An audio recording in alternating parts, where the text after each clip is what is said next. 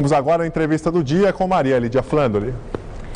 Hoje, nossa entrevista trata dos cuidados paliativos que proporcionam melhora da qualidade de vida a doentes desenganados, portadores de um mal sem perspectiva de cura. Nós recebemos em nosso estúdio o Dr. Ricardo Tavares de Carvalho, que é diretor da Academia Nacional de Cuidados Paliativos e coordenador do Serviço de Cuidados Paliativos do Hospital das Clínicas de São Paulo.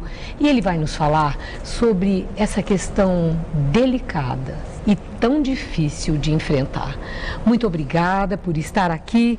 Eu queria que o senhor me contasse como é que atua essa equipe de cuidados paliativos numa circunstância, como eu disse, tão difícil de enfrentar, quando o que existe é a desesperança, um mal que não tem cura. Ok, boa noite então, Maria Lídia, boa noite, espectador. Uma equipe que trabalha com cuidado paliativo, ela atua no primeiro momento integrada.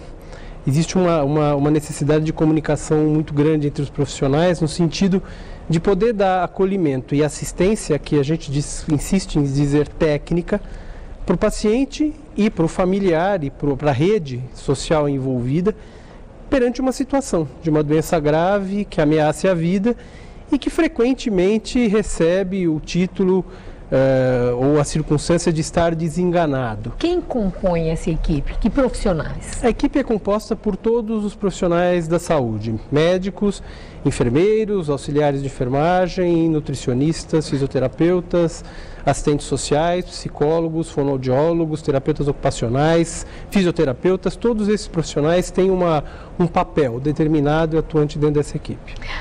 A cura que não vem, deve-se falar a verdade para o paciente sem esperança? A gente defende que a verdade deva ser dita. Existe um jargão, um cuidado paliativo que fala em verdade lenta e progressivamente suportável. Esta é a ideia. A verdade, nós defendemos que a verdade seja dita, mas a verdade que o indivíduo consiga de alguma forma absorver e tolerar. A verdade que não traga mais sofrimento do que toda circunstância de doença já promove. Quando o senhor fala a verdade que não traga mais sofrimento, né, eu confesso para o senhor que eu acho muito difícil imaginar algo que possa não trazer sofrimento quando nos é dito que a doença que temos não tem jeito, né, que o destino é a morte.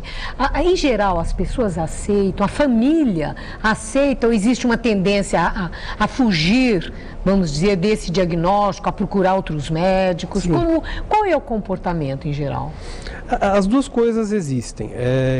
A minha experiência pessoal é de que os pacientes e as famílias, quando são abordados de forma apropriada, têm uma aceitação melhor. Sempre existe o pesar. Não há como dizer que não haja sofrimento numa situação como essa. Mas fuga da realidade existe? Existe. As pessoas tendem, algumas vezes, a negar, e esse é um mecanismo de defesa que é bem descrito, negam e procuram outra opinião e procuram outra alternativa e algumas coisas alternativas, que não medicina propriamente dita, no sentido de tentar, de alguma forma, se livrar ou se safar desta sentença. Agora, paciente terminal, desenganado, deve ficar no hospital, na enfermaria, na UTI ou deve ir para casa? Tá. A gente não usa em cuidado paliativo a terminologia paciente terminal. Nós dizemos que as doenças são terminais. Os pacientes não. Para os pacientes e pelas famílias sempre existem muitas coisas importantes, interessantes, úteis e desejáveis a serem feitas. O paciente em cuidado paliativo ele pode estar em qualquer lugar, porque a morte efetivamente pode ocorrer em qualquer lugar. Existe um movimento no sentido de introduzir essa prática dentro das unidades de terapia intensiva atualmente, onde existe um grande número de mortes, mas existem necessidades, pacientes diferentes com necessidades diferentes. Alguns estarão na terapia intensiva no seu momento final. Em alguns deles você consegue fazer um planejamento apropriado junto com a equipe para que esse paciente possa ter os seus últimos dias, o seu final no domicílio, ou mesmo ainda que numa estrutura hospitalar, num quarto, onde ele possa ser assistido e ter uma proximidade da família. Tudo depende do que é necessário para que esse doente fique confortável de fato. Agora, doutor Ricardo, como lidar com o paciente que se entrega, que fica triste, que deprime, que vê que não tem saída, que o destino é a morte. O que é que pode ser feito no sentido de levantar o astral de uma pessoa e de uma família nessa circunstância? Como eu te disse agora há pouco, a tristeza é legítima nessa situação. É o despedir-se de uma existência, é despedir-se de pessoas com que se tem uma convivência, carinho, laços, etc. É legítimo que haja tristeza. O que a gente procura sempre fazer é mostrar que existe um grupo trabalhando em prol de que esses momentos possam ser bem vividos, sim, mesmo dentro da tristeza.